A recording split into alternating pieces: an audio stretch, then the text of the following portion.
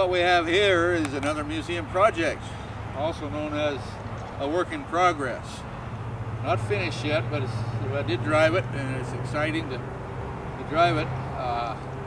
To start out with, this is a belly tank, an auxiliary fuel tank. It was used on the World War II aircraft and later aircraft. They had a long-range mission. They would carry the fuel in these. I think this is off a P-38 airplane. But they would carry they use up this fuel first, and then they would just drop it. They were also called drop tanks or belly tanks.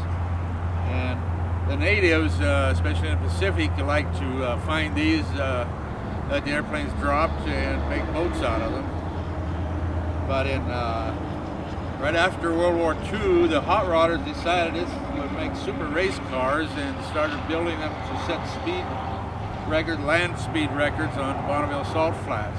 And there's other places around the world that caught on as well. Normally they had V8 Ford flatheads or Mercuries. If they were lucky enough to get a Mercury that had a little longer stroke, a little more horsepower. So I'm using a 53 Mercury flathead. I don't have it souped up yet, but I have that equipment to do so. Used the Model A front axle, drilled it for lightning. The chassis, they used to use Model T frames. They were all just for speed, so they made things as wide as they could. I'm going to drive this in parades and exhibitions, so I made it a little heavier, sturdier frame with it. It's a 39 Mercury rear axle. The transmission is 1941 Ford 3-speed and reverse. That's a side shift, and it's directly coupled to the rear axle. So it's the rear engine. You can see V8 flathead.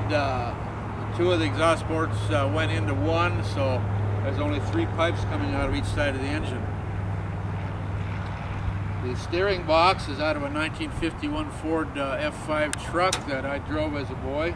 My dad actually got this engine, this 53 Merc engine, from a wrecked car and put it in that truck, so I have thousands of miles on that engine in a farm truck.